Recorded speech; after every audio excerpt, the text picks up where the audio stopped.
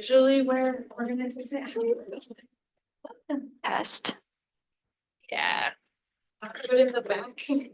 Yeah. Okay. Est. You don't want to, okay, I also want to. Well, I'll just offer this. Should we bring up another chair for Anduja? Well, Anduja's gonna be standing. Oh, I know, but I feel like at the beginning. Well, she can stand over there on the wall. Good. Right. Small thing is inside. Like that. Who's talking? Just mute everyone on this. Mics. No, but there's like other mics in the room. Oh.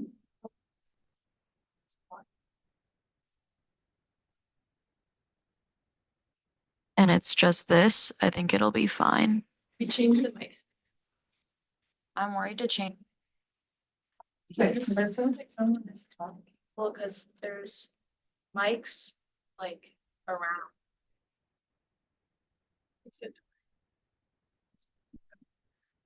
No, it's okay, because the delay is just coming. So we just mute the YouTube. The YouTube. And it should. Oh, I see.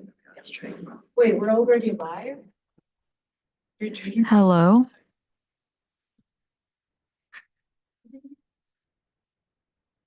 Yeah, that was what it was. It was the YouTube. Okay. I have no idea what I'm supposed to say. What it is, I forgot it, but that's okay. Oh, yeah. Should I record it on? We know if she uses, or if they use she or they. I'm pretty sure it's she. Okay. Yeah, I don't remember seeing it. Let me look. Started to host our distinguished lecturer today, a new assistant professor at Georgia Tech. She uses radar and radiometry to study the surface and interior of other planets, including Venus. She's a current science team member of NSAR, scheduled to fly on the Envision mission to Venus. Work focuses on the development of radar instruments like that one, as well as the impact of atmospheric conditions on volcanic processes, granular floor transport, and deposit properties. Without further ado, please welcome Dr. Anduja Ganesh. Easy.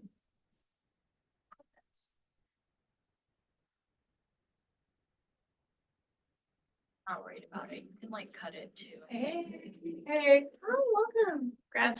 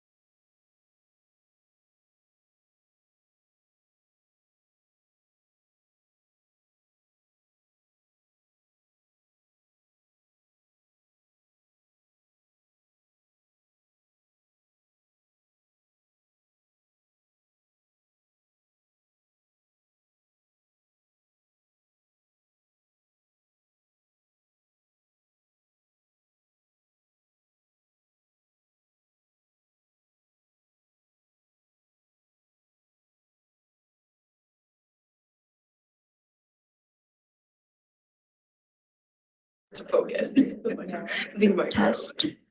Back from his Mars vacation.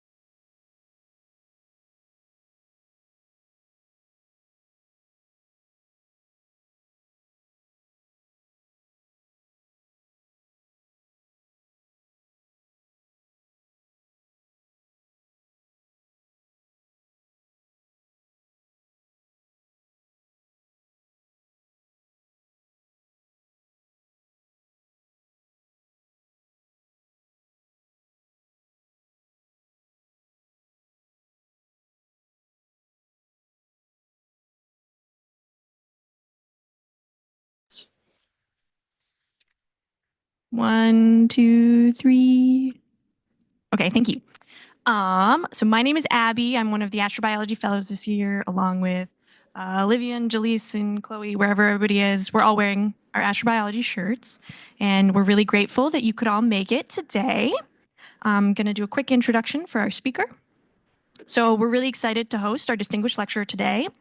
They use radar and radiometry to study the surface and interior of other planets, including Venus. She's a current science team member of VENSAR, scheduled to fly on the Envision mission to Venus.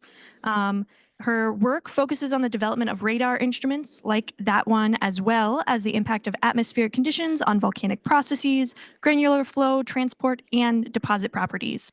And without further ado, please welcome Dr. Nduja Ganesh.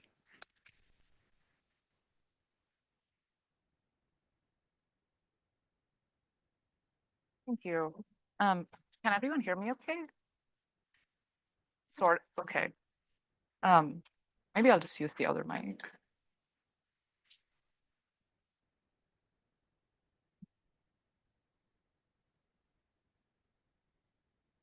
Is this better? No. Oh, okay. Cool. Thank you. I might just do this.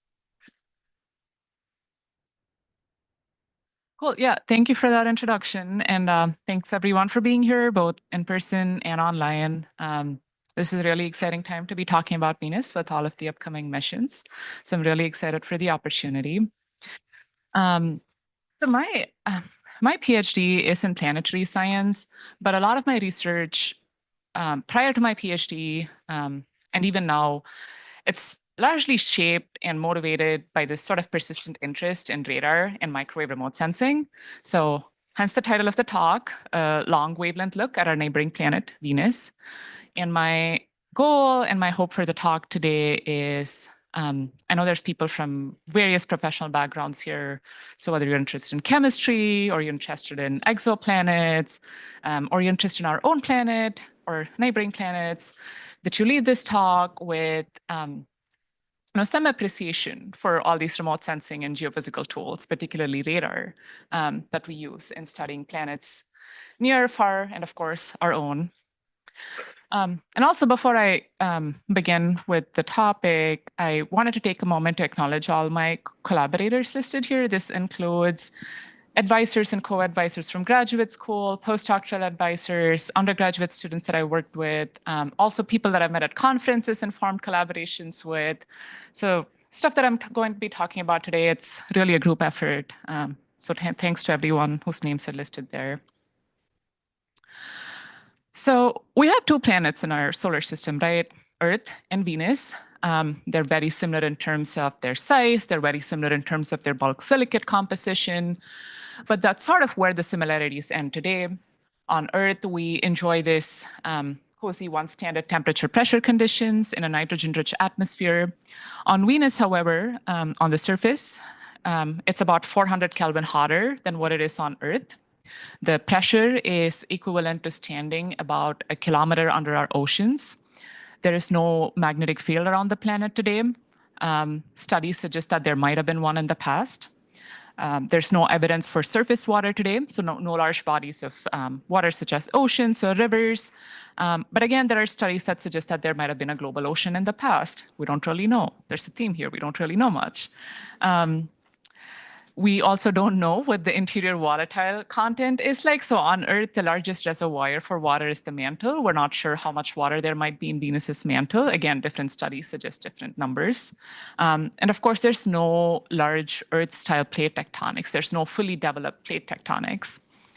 And one of the biggest questions in the planetary science and the astrobiology community today is trying to understand why this difference exists, right? So we have two planets that, 4.5 billion years ago started out very similar in their size and their composition, just a little different in terms of their relative distance from the sun.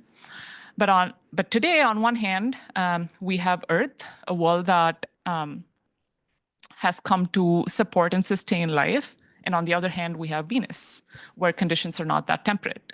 So understanding if Venus was always Venus-like, or if it could have been different in the past and could have supported life, is one of the biggest questions.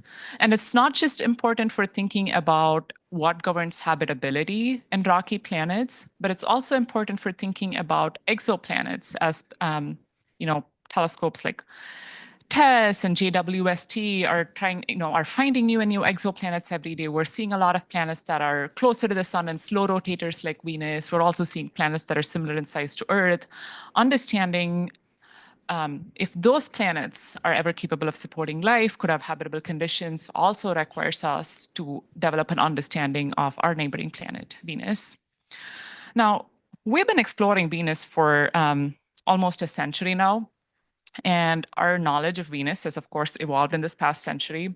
The first major spacecraft to study Venus was Mariner 2 in the 60s. Prior to that, everything that we know about Venus came from telescopes. And it's been known since the 20s that Venus was really cloudy. You point a telescope at Venus, you point an optical telescope at Venus, you just see a planet shrouded in clouds. You don't really get to see the surface. Right? And the initial thought was that this might be water vapor clouds, so similar to what we have on Earth. So imagine a place like Earth, but there's never a bright sunny day. It's just cloudy all the time. So the thought was that if you had a planet that was always cloudy, and this was, back then when the thinking was that this was water clouds, then it was going to rain a lot, and you would have something similar to what's shown here, that the surface would be a tropical jungle. This led to a lot of efforts to try and find water vapor in the atmosphere. So you can look at spectra from the atmosphere using telescope and look for features associated with water. No one really found any features associated with water, but what instead people found was a lot of carbon dioxide. So that was sort of the second major finding there. Now, trying to reconcile this idea where you have large amounts of a greenhouse gas like carbon dioxide in the atmosphere that's going to warm the planet, but also at the same time have water vapor-rich clouds and have rain was a little hard to reconcile. Some of the ideas that were put forth to kind of reconcile these different observations include a planet that's just covered in water, and the high partial pressures of carbon dioxide would mean carbon dioxide dissolves in the water. So what you really have is a planet covered in sparkling water or fizzy water. There's another theory that was also proposed where you're not looking at water, but in fact hydrocarbons that's surrounding the whole planet. So these are some of the really wild ideas that existed in the early 1900s about Venus. And a big shift in our thinking about Venus came with radio telescope observations, which showed really strong emission, about 3.15 centimeter and 9.4 centimeter. And typically, when you observe really strong emission, it means you have crazy hot temperatures. But at this point, what was not really clear is whether this high temperature was the strong emission and the high temperature corresponded to the surface, or if that was a result of high temperatures in the atmosphere. And ultimately, that answer came from Mariner 2. Mariner 2 intercepted Venus in the 60s. And one of the instruments that was on this mission was a microwave radiometer. So again, similar to radio telescopes, this is an instrument that receives radiant energy emitted from a planet at microwave wavelengths. And Mariner 2 had a radiometer that could measure energy at a couple of different wavelengths, different from what the radio telescopes on Earth had, but still in that microwave range. And the observations from Mariner, in fact, showed that the high temperatures and the strong emission is, in fact, from the surface of Venus. So that's kind of where our understanding of, all right, temperatures on Venus are not, surface temperatures on Venus are not suitable or not suitable for life at all today, was a direct result of Mariner 2 mission. Following Mariner, there was a bunch of different lander missions from the Soviet Union in the 60s and the 70s. Some of these missed Venus, some of these failed to make it to the surface, but there were at least 7 missions that did successfully make it to the surface. They did confirm the high abundance of carbon dioxide in the atmosphere. They provided measurements of the atmospheric temperature and pressure profiles. And till date, when we use atmospheric temperature and pressure profiles of Venus in our study, this is what we use. They also provided the first and unfortunately what remains till date, the only photographs that exist of the surface of Venus. On the left are some panoramic images. We see a bunch of rocks, some cracks and joints. We also see some weathered material. Some of these landers had instruments that was capable of measuring the composition of the surface. And they showed that at least in these 7 locations across the planet, the composition is primarily basaltic. So if you were to go to the ocean floor where new crust is being created on Earth, this is very similar to the composition that you would find there. Kind of at a similar timeline to when these missions were happening, there was also a bunch of investigations of Venus done using radio telescopes on Earth, including Arecibo Observatory in Puerto Rico, RIP Arecibo, Goldstone, and also Green Bank. And what really brought about a big change in the world of radar imaging was somewhere in the 50s, a technique called delayed Doppler imaging or range Doppler imaging was developed. And this really enabled people to receive scattered radio signal from a target and assign somewhat finer spatial resolution coordinates to it. So as long as you have an instrument capable of measuring frequency differences or phase differences in the return signal, and the geometry between the instrument and the target is such that there's relative motion, now you are able to construct images or maps of the target. And this has found wide application everywhere since then. And one of those applications is in radio astronomy. There was a bunch of maps of the moon created in the 50s using this technique. Venus is a little harder to observe. One, it's not as close. And two, because because it's far away, the best signal that we get from Venus is during inferior conjunction, which of course does not happen that often. So the first map of Venus made using radio telescopes came out in the 80s. All of this data was collected during the 70s, and this is what it looked like.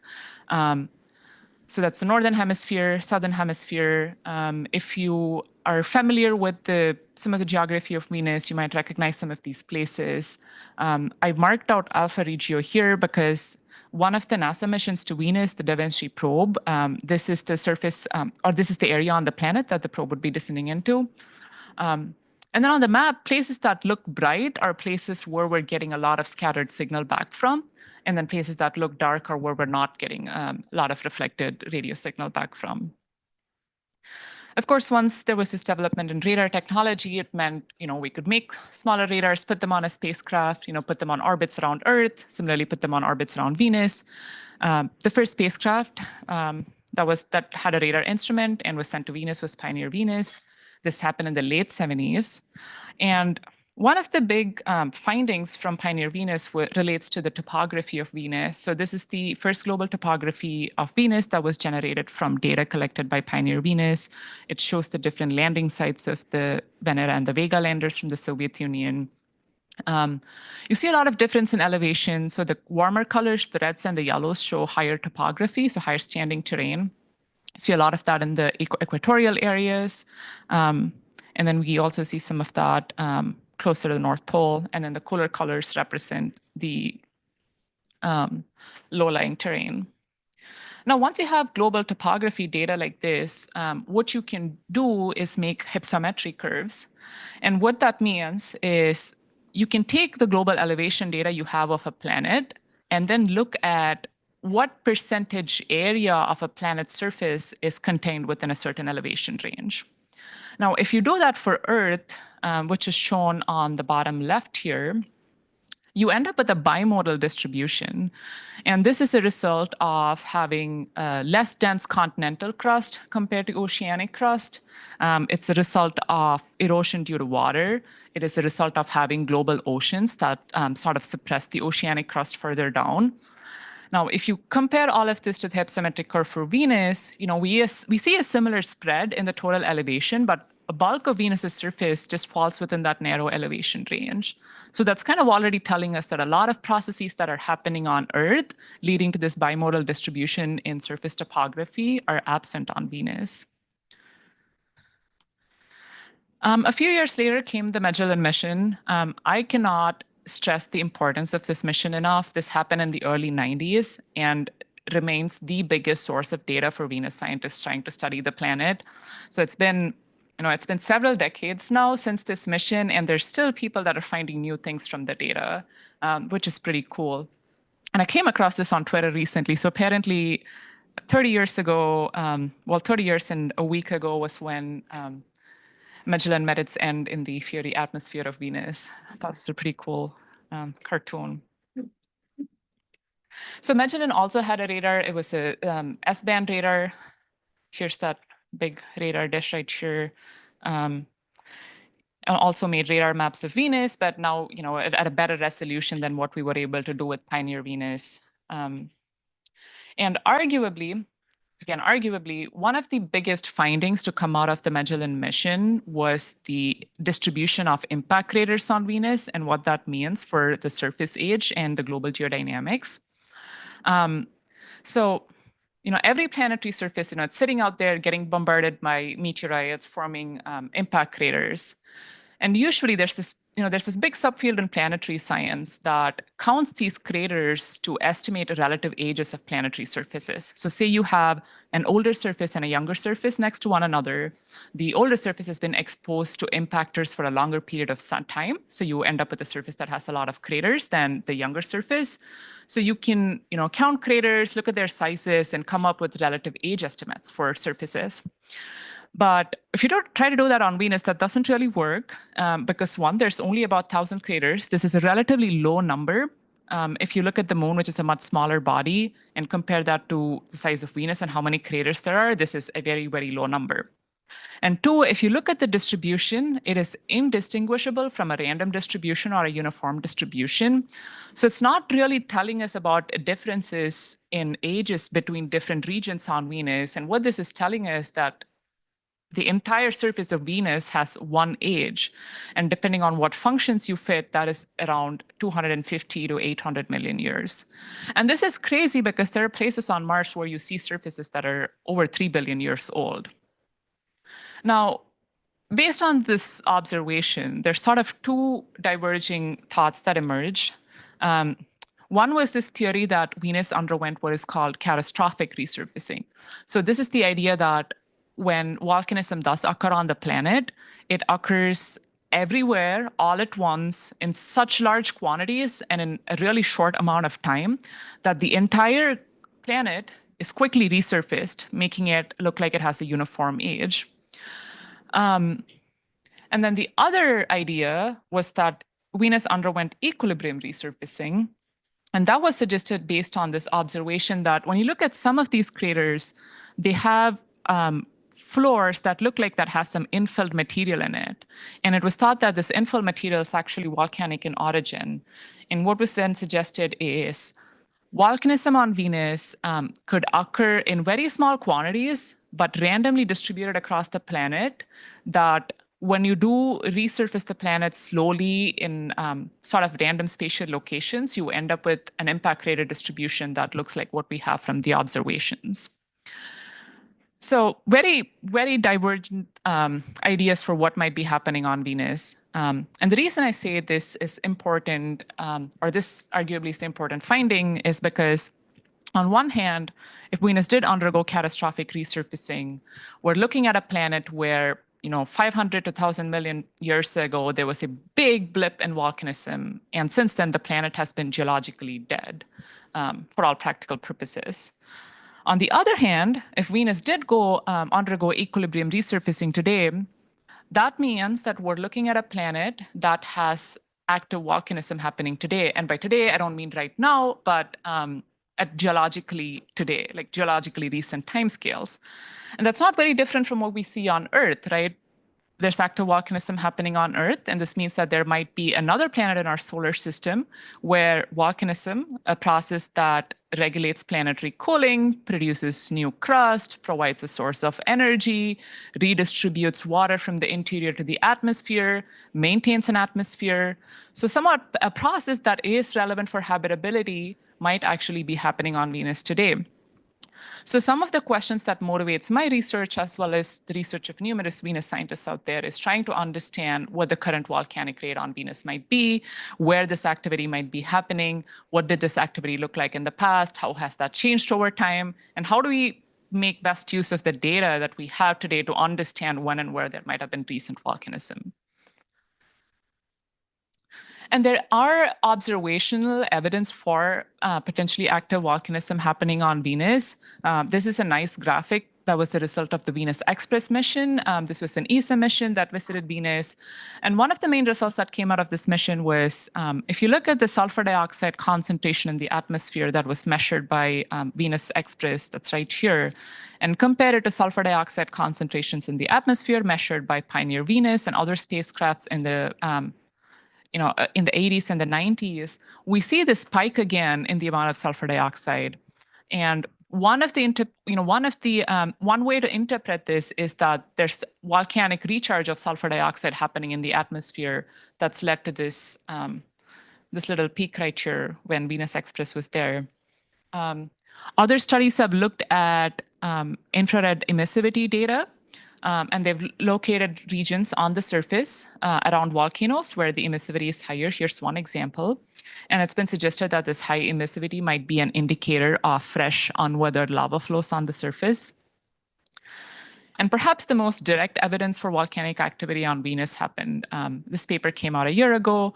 So when the Magellan mission mapped Venus, it did it in 3 cycles. So in cycle 1, almost over 90% of the planet was covered and we got data. And then in cycle 2 and 3, the spacecraft went back and got more data, not everywhere, but at select locations. So what you can then do is compare data from cycle 1 to data from subsequent cycles to see if you see any surface changes and whether that could be associated with volcanism. And the odds right here went and looked at 2 volcanoes on Venus, Matmons and Odzamons. Well, they looked at a bunch of places, but right by Matmons, they see that this sort of circular depression, which they interpret as a caldera on the surface, has expanded and grown in shape between cycle 1 image on top and cycle 2 image at the bottom. And they suggest that this is similar to caldera subsidence and subsequent volcanism that happens in places like Hawaii on Earth. So as I mentioned, a lot of my research is spent thinking about when and where there could have been recent volcanism on Venus and what that means for the planet.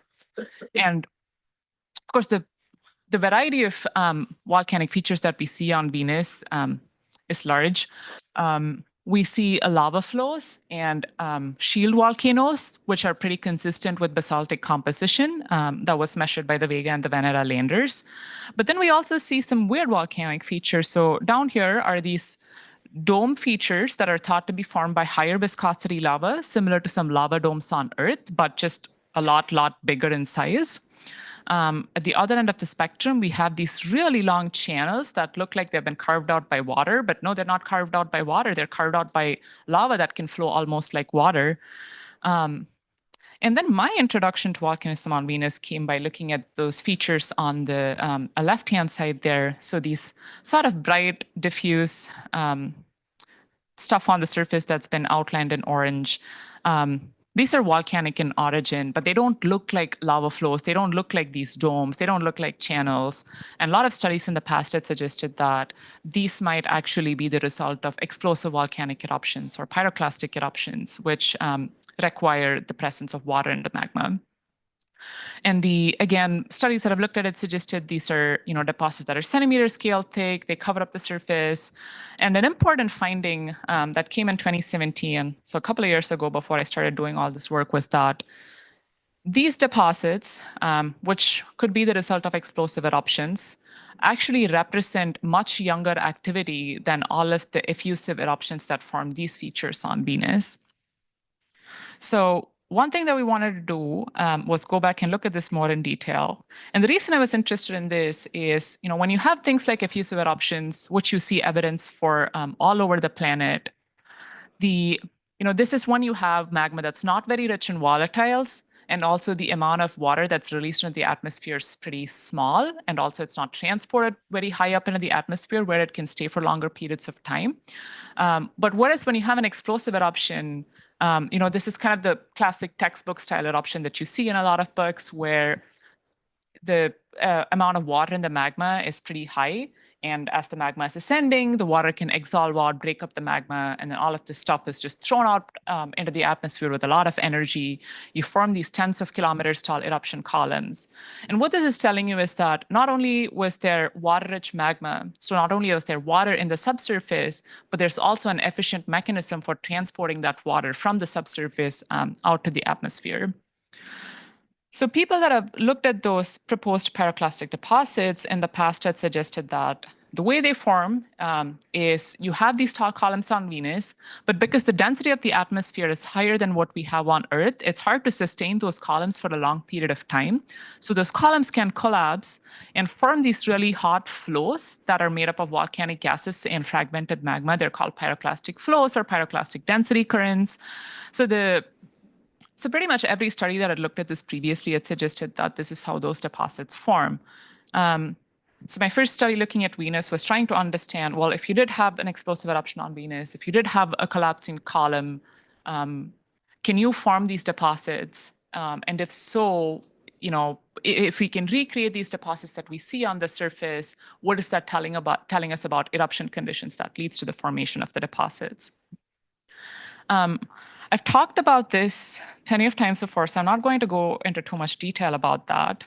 But sort of the main results from this work was that, one, we found out that we need really, really large volumes of magma, almost 0.1 cubic kilometers of magma being erupted out per second to form this. And this is a very large number. This is, it's not equivalent to super eruptions on Earth, but sort of getting there. And then also the amount of the deposit that you form is not centimeter scales in thickness, it's actually meters to tens of meter scales in thickness. And the reason is because typically when these columns collapse and form flows, it's a 10 or 40 kilometer tall column that's collapsing to form these deposits. And in that case, the collapsed column and the ensuing flow has a lot of energy, so it can flow longer and spread material out thinner. If that makes sense. But on Venus, because the dense atmosphere prevents us from having those tall columns, when they collapse, it's not with a lot of energy. So ultimately, the deposit that forms is, thicker, different from what has been proposed in the literature before. So there's sort of this clear disconnect from understanding explosive volcanism on Venus and these deposits that we see on the surface today. So another thing that we did was, all right, we should probably just go look at these deposits more in detail in the data and see what that's telling us.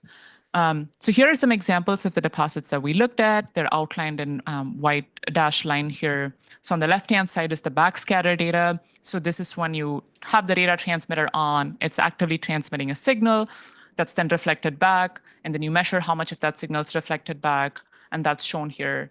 And like I mentioned earlier, things that are brighter typically have higher amount of energy reflected or scattered back. And all these deposits that you can see look brighter than their surroundings.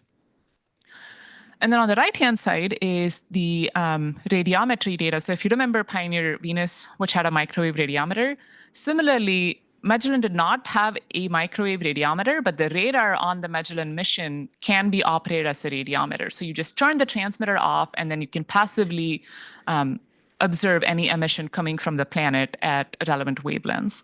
So this is the microwave emissivity data that resulted from the radiometry experiment. And again, if you look at that, we're not seeing anything super special. We're just seeing sort of moderate values of emissivity. But one thing that's cool, and I'll talk about again in more detail in a little bit, is a lot of these deposits are close to sort of this yellowish pink areas in the data. And these are places of anomalously low reflectivity. So if you are looking at a rock on a planet at radio wavelengths, this is extremely low emission by 2 or 3 times lower than the emission that you would expect from looking at a silicate rock.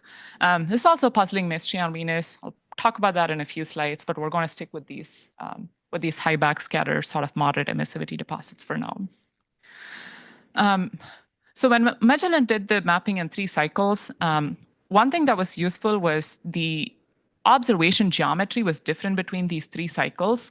And the reason that was done was so that you could use stereo techniques to get elevation data. But turns out it's also useful for looking at how surfaces scatter radar signal back. So in cycle 1, Magellan mapped the surface at 45-degree incidence. So think more shallower observation angle between the instrument and the surface. And then in cycle 3, Magellan was looking at the surface at 25 degrees, so kind of steeper observation angle. And typically, when you have a target, depending on the properties of the target, the amount of signal that's scattered back is different in different directions, which is why the backscattering image looks different at 25-degree incidence versus in 45-degree incidence. And you can use these angular scattering functions to figure out what the properties of the target are. So that's kind of what we did here. We went and developed these subsurface models that represent what our understanding of these deposits might be. Here are some examples of the models that we developed. In scenario 1, we assume that, well, most of the scattering is coming from the atmosphere surface boundary. In case 2, we assume that maybe this is, in fact, a really thin deposit, like it's been suggested in the literature. But then a lot of the signal is penetrating through that thin deposit and is getting scattered from the subsurface. And then in scenario 3, we assume that, well, no, it's a thick deposit, but then there's a bunch of buried rocks or lithics in there that's contributing to a lot of the scattering and the emission. So we kind of built these different subsurface models and tested what could be the best fit for the different incidence angles, scattering, and emission that we're seeing. It was challenging to do. I'll talk about why it was challenging in a second. But we ultimately ended up saying that the best scattering function corresponds to a surface that is rough and has a dielectric permittivity of 5 to 7. So the property of the surface that a radar is most sensitive to is dielectric permittivity. It's sort of an esoteric concept, but one way to think about it is the lower the permittivity, the less the scattered signal is. And then the higher the permittivity, the more signal scattered back. And one nice thing is there are empirical relations that connect permittivity to bulk density of the target. So if you have some estimates of permittivity, you can start looking at what the bulk density of your target is. And we ended up with densities that are typically higher than what you would expect for tephra deposits or ash deposits on Earth. So our interpretation was that, well, if this is denser, one, we could just be looking at a lava flow, because these are consistent with densities you'd expect for a lava flow. But then why these deposits look very different from lava flows is not really clear. Or the other option is these could be pyroclastic deposits, but if they were thick, then they would cool really slowly and harbor high temperatures in the interior for longer. And that could lead to the bits of rock and their welding and fusing together, and that could also increase the density. And we said given the results from our model, which suggests a thick deposit, and given the results from the scattering study as well, we said that it's likely that these deposits are really thick, which means they were formed by really large volumes of magma and large eruptions. However, there's also the possibility that we don't have a good understanding of how these deposits form. It's possible that maybe you do have higher eruption columns or taller eruption columns on Venus. Maybe you can have more energetic eruption than what we think. In that case, of course, there are other mechanisms that could form these deposits. But what that means is that then we're saying that there's more water involved in the formation, because in order to get taller columns, more energetic eruptions, you need more water. So either we're looking at really, really large eruptions that happened late in Venus's history, or we're looking at really energetic eruptions that involved a lot of water in the formation of these deposits. Either way, that's telling us that our picture of volcanism on Venus is slightly different from what's been considered so far. I want to finish by pointing out that when we did this work, I was a 5th-year graduate student when we did this work, and we were looking at Magellan data. So that's cycle 3 data, that's cycle 1 data. And the problem with doing this work and trying to fit the scattering curves was that they're not very dissimilar in their values, and they have really large error bars. So here's two different subsurface models, and you can try really hard. You can try and fit your data with any of these models. So trying to interpret this data was extremely difficult. But we used constraints outside of radar to form our interpretations, submitted this paper, and then I had my defense scheduled. But then a month before my defense, I go to a conference and someone tells me, hey, have you tried looking at the nadir data? So the 0-degree incidence data. Because if you look at the 0-degree incidence data, even though you can fit the the higher instance data pretty much similarly using both models. At nadir, they look very different. So this person comes to me after my talk and, looking at the nadir data could really help. And well, I could go back, look at the nadir data, or I could defend, get a real job, get paid better. I ultimately took the easy way out. We published the work as it is. I left for a postdoc. But then the nice thing is we kept talking about it since then, and we were able to work on this some and take it to a point where we had some preliminary results to submit it to NASA and get a grant funded.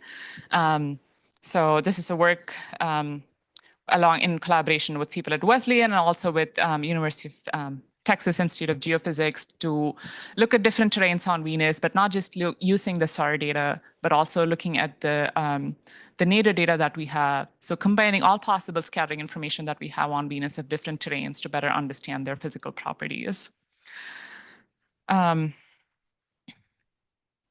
Okay, then I wanted to move on to talking a little bit about these like really anomalously low emissivity places that we see on Venus, because there's a recent study again suggesting that these might also be indicators of young or recent volcanism on Venus. So here's again a surface elevation map of Venus that shows where the highlands are. So all the volcanic highlands are circled in red. And there are also these highlands on Venus that are thought to be more similar to continents on Earth, not from a composition point of view, but just in that they have a very thick crust. And those are circled in blue. And if you look at the global map of emissivity, so this is an emissivity map compiled from the passive radiometry experiment on Magellan. Now, if you look at the global emissivity map, all of the highlands, the higher elevations shown by warmer colors here and here correspond to extremely low values of emissivity, which are shown by cooler colors on this right-hand side plot. And if you can make some assumptions about what the surface properties are like and compute a dielectric permittivity for these, for the entire surface, and that's shown on the left-hand side now. Again, if you look at the low emissivity highlands, they have an emissivity of 0.2 to 0.3. You measure emissivity between 0 and 1. Rocks are usually in the range of 0.8, 0.9. These have values of 0.4 or 0.5. And if you compute what the dielectric permittivity is, that's really low. It's greater than about 20 here. Now, if you were looking at Earth, the only place where you might see such high permittivity values is over water. So if you were looking at a lake or an ocean, you might see really high values of dielectric permittivity. But there's no water on Venus. And no rock that I know of has any business having such really high permittivity values. So this has been a puzzling thing in the community for a really long time. But the common ground that everyone found is that once you reach a certain elevation on Venus, the temperature conditions are right enough for interactions between gases in the atmosphere and minerals in the surface rock to take place, resulting in the formation of high dielectric permittivity minerals. So in a way, what these theories are saying is that you have a surface coating of really high dielectric permittivity minerals on at certain high elevation places on Venus. But that's kind of where the consensus ends. There's a lot of theories on what these minerals might be. These include pyrite, apatite. If you've ever seen in the news that the mountaintops of Venus are covered in metal snow, this is kind of where that comes from, because it's also been suggested that there could be metal frost on the high elevation surfaces that's giving rise to these high permittivity signatures. Now, a recent study looked at one specific highland, shown here. Again, this is the same volcano or the highland where Herrick and Hensley found that changed caldera. So they looked at that. So they looked at the same highland, and what they showed was that if you look closely at the data, so the elevation and the emissivity data, so that's what's plotted here, elevation on the y-axis, and they plotted, instead of emissivity, they plotted permittivity here. So as you go higher in elevation, it's all fine, but then suddenly once you get to that high elevation, you get very high permittivity or emissivity value. So they looked at this data more and saw that, one, there were multiple such excursions across the whole highland at different elevations corresponding to different temperatures. And they also saw that the magnitude of that excursion is very different. So here, for instance, you're looking at permittivity values as high as 50. Here, we're only looking at values as high as 20. And what they suggested was that if these minerals in fact formed by surface atmosphere interactions, then we can think of the magnitude of this excursion as a proxy for age, because if you had a new unit that's been sitting on the surface for longer periods of time and undergoing weathering for longer, it's going to develop more of these high permittivity minerals and have a higher magnitude of this excursion than you would expect for a younger surface. So what we did was we went and looked at a different highland on Venus. We went and looked at this highland that's outlined in black. And we did that because that's the highland on Venus. So out of everywhere on the surface, that's the highland on Venus that has the lowest emissivity values. And the other reason that's interesting is because, so here's that rectangle kind of blown up. This is that highland area. And within that highland is this like really giant volcano. That's kind of cool looking. It has a bunch of pressure ridges. It's hard to see in the thing, in the projector, but it has a bunch of pressure ridges that you get when you have high viscosity lava flows on Earth. And it's larger than many lava flows that you would see on Earth, and definitely at the upper, towards the upper end of the size of lava flows that we see on Venus. So we went and looked at this highland, we went and looked at this lava flow, and we took, over this whole area, we took all the elevation data and we took all the emissivity data and we plotted it. And what we saw was that this lava flow, this giant lava flow sitting on that highland, has the lowest emissivity out of everywhere on this highland. And that's kind of intriguing because if you go back and it might be hard to see, but the lava flow is emplaced on top of the highland material. So you have the basement rocks and then the flows on top. So it's telling us that the lava flow is actually younger than the highland. But then when we go and look at the emissivity data, it has the lowest emissivity out of all the rocks, of all the surrounding rocks that has been sitting there longer, undergoing weathering for longer. So we looked not only at this emissivity, we also looked at polarized emissivity data. So I should have explained this earlier, but all of Magellan's data was collected in H polarization, so horizontal polarization. This is the case when you're transmitting the signal, you can kind of restrict the plane of your electric field to one plane or the other. And if that plane is parallel to the surface, we call that horizontal or parallelly polarized. And if it's perpendicular, we call that vertical. Magellan did all of its observations in the horizontal polarization. But for some orbits, this is really crazy to me because when you build a spacecraft, there's so many constraints, but they were able to rotate the spacecraft by 90 degrees and transmit in vertical polarization for some places of the surface.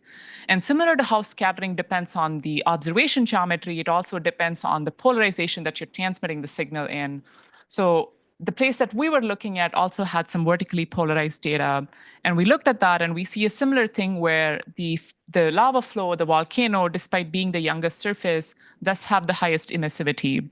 And what we're interpreting this as, yes, there is a correlation between volcanism and creating new surfaces and this emissivity lowering that we're seeing, but it's not a straightforward indicator of age because that's not what we're seeing in our study site.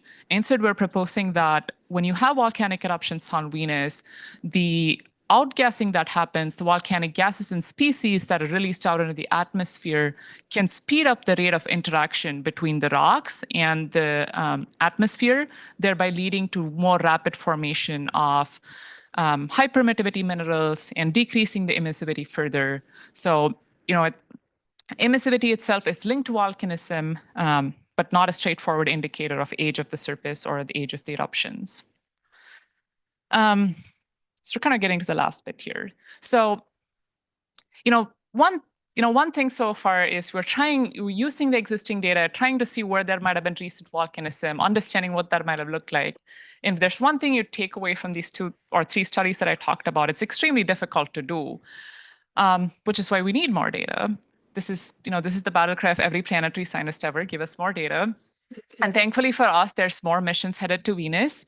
And I put them sort of in the, no, I thought I put them in the order of when their launch date is, but not. We're going to have the Venus Lifefinder mission soon. I think Chris would be happy to talk about it at some point if you have more questions. I'm not super familiar with, but we're going to learn more about the atmosphere.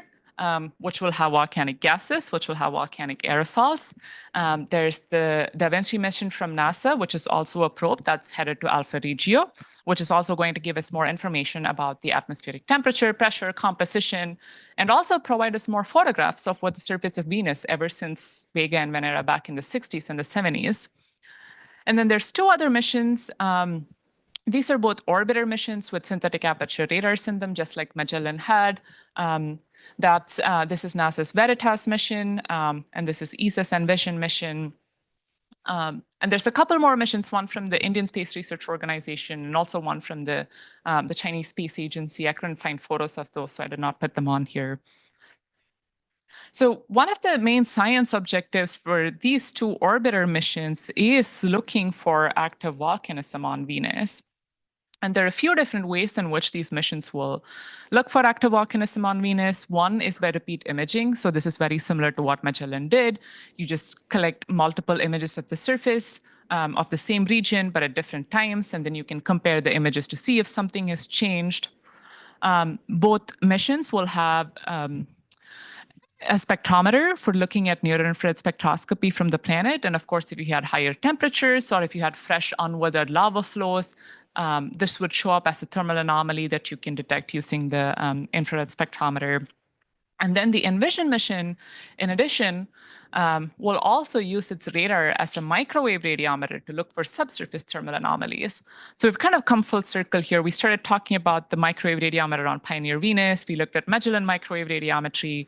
Now we're talking about microwave radiometry in the future by Envision. That's all this talk is. It's a giant plug for microwave radiometry. So what you can do with microwave radiometry is, again, because you're looking at radio waves that can penetrate deeper into the subsurface, you can detect thermal anomalies not just on the surface, but also from the subsurface. So hopefully, if there are active lava flows or young lava flows on Venus that haven't completely cooled yet, the microwave radiometry experiment on Envision should be able to help with that. And it's sort of a straightforward theorizing in a sense. So if you look at lava flows on Earth and how they cool, they typically cool from top to bottom, as well as, well, top to in and also bottom to in. So the bottom is, is in contact with the colder terrain, so it starts cooling. Similarly, the upper portion is in contact with the colder atmosphere, also starts cooling. But the interior of the flow can remain hotter because it takes longer to cool the interior.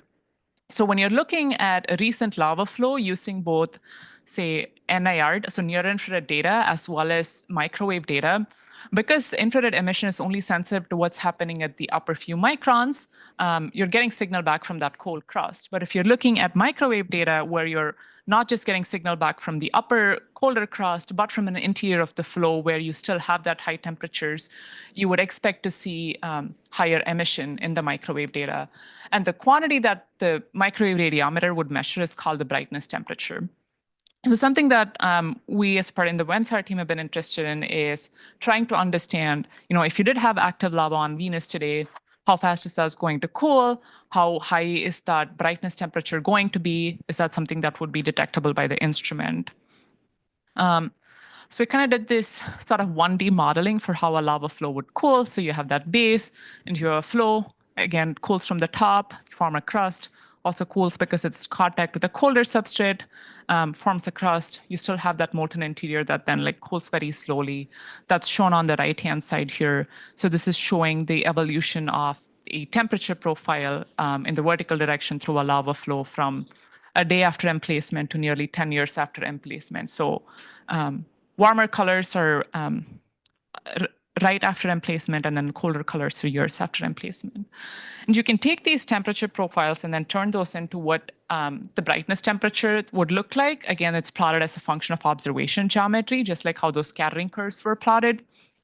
And these shaded rectangles show show regions or observation geometries relevant for the Envision mission. But the big takeaway here is the y-axis shows it doesn't show brightness temperature, it shows brightness temperature excess. So what is the brightness temperature of a new lava minus the brightness temperature of the colder surrounding?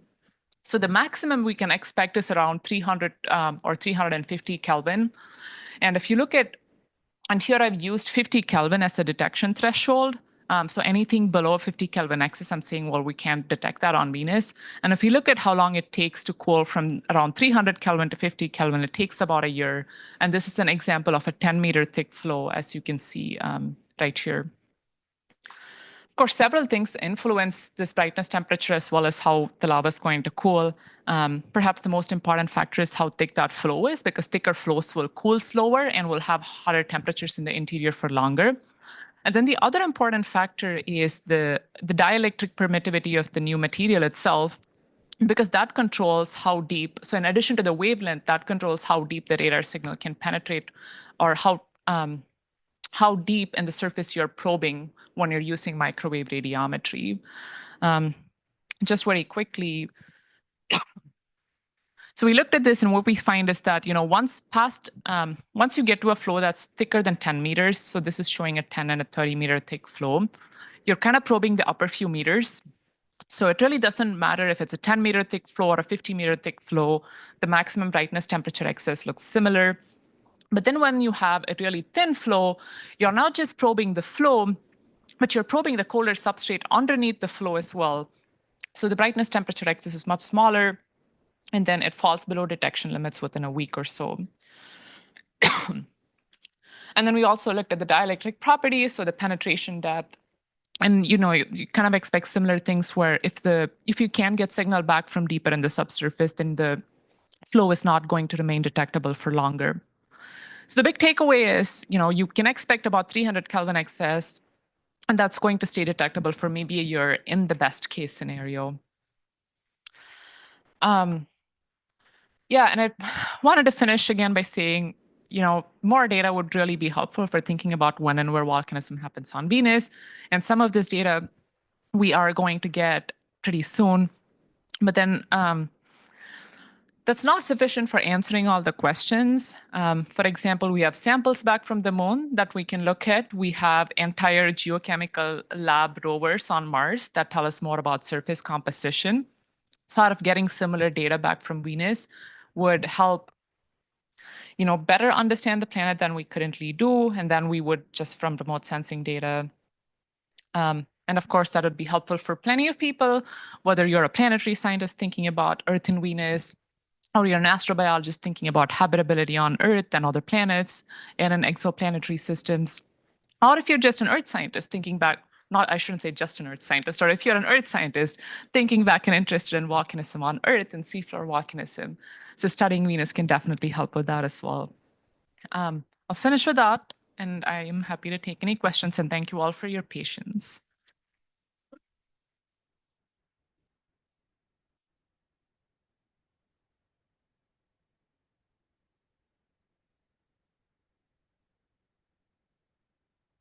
I don't think the speakers are going to be very good, but at least answering questions will be through the mic will be online. So thank you again, Dr. Ganesh. Does anyone have any questions?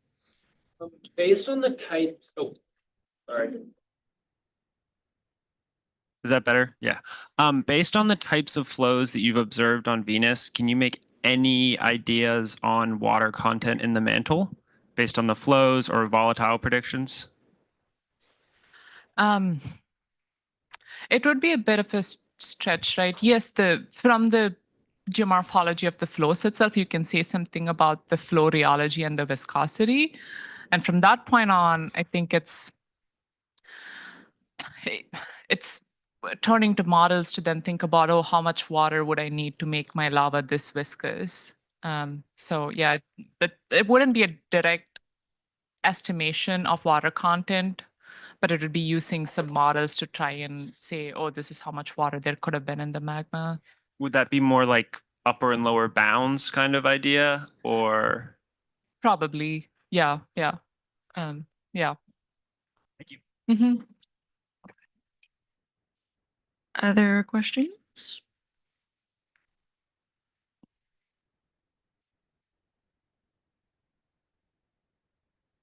Well, you mentioned the atmosphere. And so I'd love to know, what is the current thinking on to the extent to which volcanic gases or particulates can get up into the atmosphere?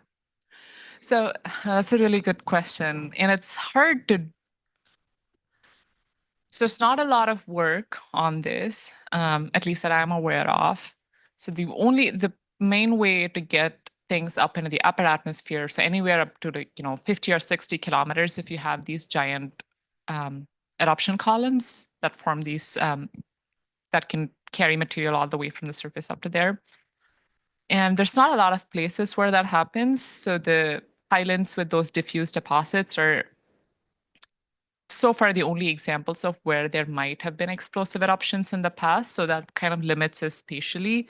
And on top of that, there's not really a good understanding of how high the column might have been.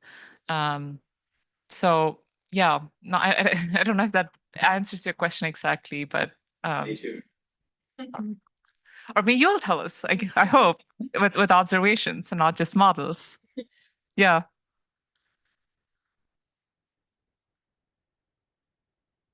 Or the like unique dielectric properties that might have been like coatings on rocks, was the understanding of the properties of those like based on any sort of observation of having them on Earth, or was it like experimental? Do you know where the basis for that being proposed is, what the dielectric property was? Yeah, that's a good question. It's an interesting story.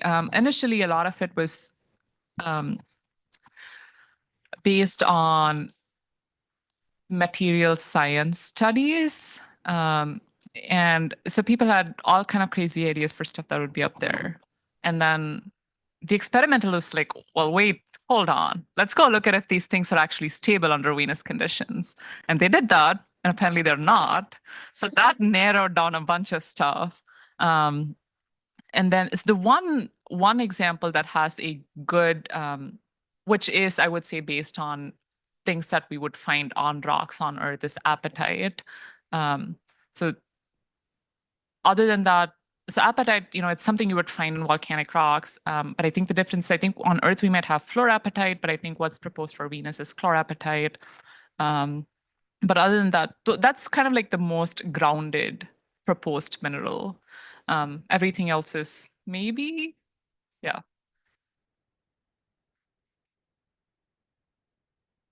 I have a question. Mm-hmm. So with some of these missions, it sounds like we're gonna maybe get to see some more surface information. What would be the coolest results that you can imagine getting back from some of these missions? I'm trying to think. I feel like different people would give you different answers. What would you answer? Okay. For me, it would be unambiguous, clear-cut evidence for explosive volcanism. Like things that we're looking at, it's like maybe it could be, like we don't really understand how it forms, but we think it's explosive in nature. But when you think about explosive volcanism on Earth, especially that occurs in association with basaltic lava, you would expect cinder cones or scoria cones. The current resolution is not good enough to identify things like that on Venus. So, if we get data back and if I spot a cinder cone, I think I'd be very happy. Thanks. Mm-hmm. Are there questions from the audience?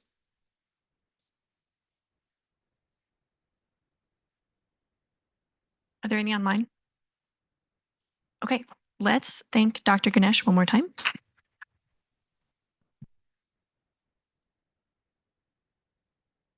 Yeah, and thank you all for, taking time out of your day to be here and for sitting through an hour of me just yapping. I appreciate it.